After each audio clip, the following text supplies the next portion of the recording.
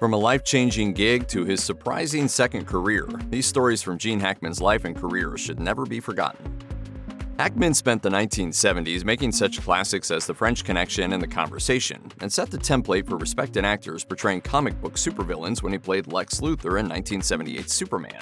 At the same time, however, he was also earning a reputation for having an explosive temper and getting into fierce clashes with directors. According to The Independent, crew members who worked on Hackman's films had nicknamed him Vesuvius in honor of his volcanic temper.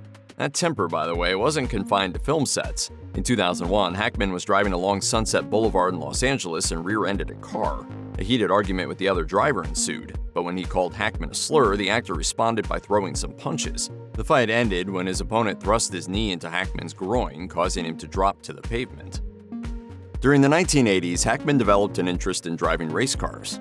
He had done much of his own driving in The French Connection and was really bitten by the racing bug when he was invited to compete in a celebrity race in the mid-1970s. He began training at a California driving school, before joining the team of race legend Dan Gurney for long-distance endurance racing events in the 1980s. As he told the Los Angeles Times in 1988, he'd seriously considered giving up acting for racing, but ultimately didn't feel he had the personality for it. He explained, "You can learn some of the skills of racing, you can learn all the mechanical things, but there's a certain part of it that really no one can teach you, that killer instinct. You have to be very competitive. You need to have that edge about you." I consider myself a fair actor and a kind of a fair-to-poor racing driver, so I would have to stay with acting.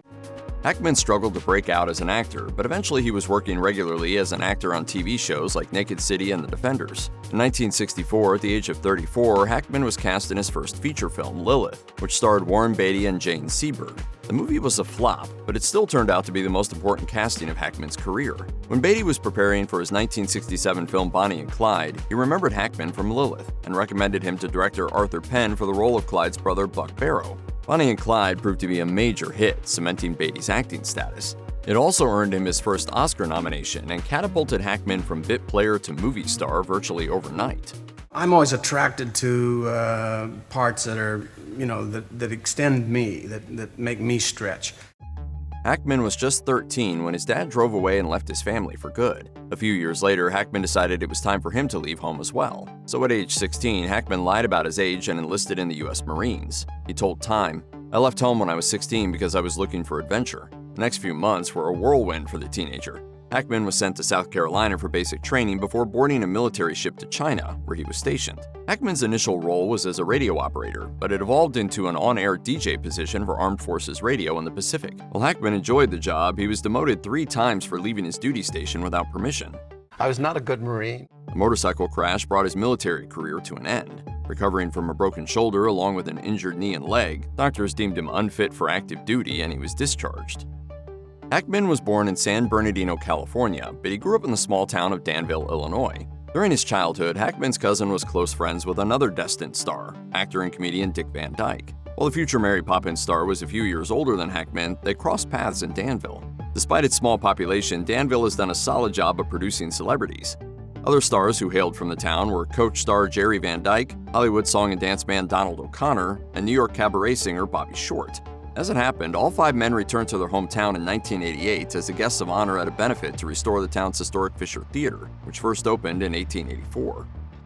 The period after Gene Hackman's stint in the Marines was a time of aimless uncertainty, so Hackman leaned back on his childhood dream of becoming an actor. That led him to California, where he began taking classes at the Pasadena Playhouse. He studied acting alongside 2 other aspiring young actors, Dustin Hoffman and Robert Duvall.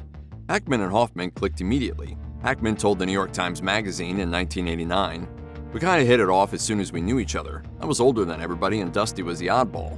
Of course, neither of the two sported the kind of physical characteristics Hollywood expected from matinee idols during the late 1950s. That was one reason why they were voted least likely to succeed by the other students.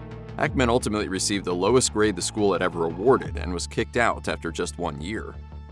Despite failing out of the Pasadena Playhouse, Hackman still felt a burning desire to act, prompting him to move to New York City. While living at the YMCA, he auditioned for acting jobs he rarely got and took whatever work he could find. He told Time, "The worst job I ever had was working nights in the Chrysler Building. I was part of a team of about 5 guys, and we polished the leather furniture. We had to work all night because people needed their chairs during the day. I wasn't very good at it." Another job saw him working as a doorman at a Times Square hotel, a particularly low point as his fledgling acting career floundered. And one day, he was standing at his post when he saw his former drill instructor. He instantly recognized Hackman and offered a blunt assessment. He never looked at me, really. But as he walked by me, he said, "Hackman, you're a sorry son of a..." For Hackman, the moment just made him more determined than ever to succeed as an actor. He told the New York Times, "That was a turning point for me. I was so embarrassed by what I was doing in New York." When TV producer Sherwood Schwartz was casting a new sitcom about a blended family he dubbed the Brady Bunch, Hackman was on a shortlist to play the dad, Mike Brady. Schwartz was hopeful he'd be able to set up a meeting with Hackman, even though he realized it would be an uphill battle to try and convince an Oscar nominee to star in a sitcom. According to an excerpt from Kimberly Pott's book, The Way We All Became the Brady Bunch, Schwartz never even got the chance to try. ABC network executives torpedoed the idea, believing that Hackman, despite his Oscar nod, was still a nobody to TV viewers. The suits in charge refused to even let Schwartz place him under consideration, let alone set up a meeting. Hackman may have achieved movie stardom as a serious character actor, but his brief cameo in Mel Brooks's Young Frankenstein is widely regarded as one of the film's funniest moments. Hackman plays a blind man who befriends the monster played by Peter Boyle after he gets loose. When the monster is accidentally set on fire while attempting to light a cigar, he flees the home of his new friend, who walks to the door and calls out, "Wait! Where are you going? I was gonna make espresso." According to Hollywood lore, Hackman improvised that last line. The reason the scene then immediately fades to black was because Brooks and the entire crew spontaneously burst into laughter immediately after Hackman's ad-libbed punchline. You know, I don't consider myself a comic actor. I think of myself as a thespian. By the 1990s, Hackman had started gravitating away from the gritty, violent movies that had characterized his early success. In an interview for the Fort Worth Star-Telegram, he expressed some remorse over not venturing more into comedic or romantic roles, saying, "I loved the Superman assignments on account of the comic villainy I was allowed to do there, and the spoofing good humor in Young Frankenstein, and the idea of myself as a romantic leading man." As he explained, it was his grown children who encouraged him to avoid the violent roles he once accepted, leading him to turn down the role of Hannibal Lecter, which later earned Anthony Hopkins a Best Actor Oscar. He told the outlet, "That influence, my family's influence, by itself is what caused me to move away from The Silence of the Lambs, which I had been invited to direct and star in order to steer clear of the horrific nature of the story." While one might assume Hackman might have felt that The Silence of the Lambs was the one that got away, he insisted he didn't. Hackman added, "Regrets about Silence of the Lambs? No, it seems to have fared just fine without me." I think that I've been really privileged to have been given the opportunity to do some of the things that I've done. In addition to driving race cars, Hackman also had a real love of architecture and interior design. That was evident in the Santa Fe home where he and his wife Betsy Arakawa spent their final years. Back in 1990, the couple had invited Architectural Digest into the home, revealing it was the 10th place that he'd renovated. He told the outlet, "I don't know what's wrong with me. I guess I like the process, and when it's over, it's over."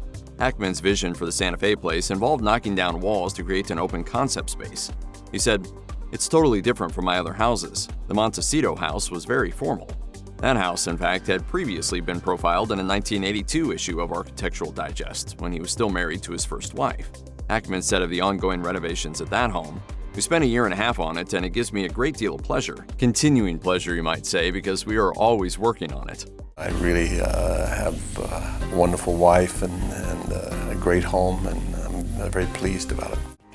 In 2004, Hackman played a former U.S. president who returns to his small Maine hometown in the comedy Welcome to Mooseport, which would be his final film. At the time, he didn't give any indications that his health had ever been the reason for his retirement, but he revealed that that was the case in a 2020 interview with Empire, telling the outlet, "The straw that broke the camel's back was actually a stress test that I took in New York. The doctor advised me that my heart wasn't in the kind of shape that I should be putting it under any stress." That led Hackman to pull the plug on his legendary acting career and make Santa Fe his home base. For Hackman, however, retirement without some sort of creative outlet was simply unacceptable, and he focused on writing novels.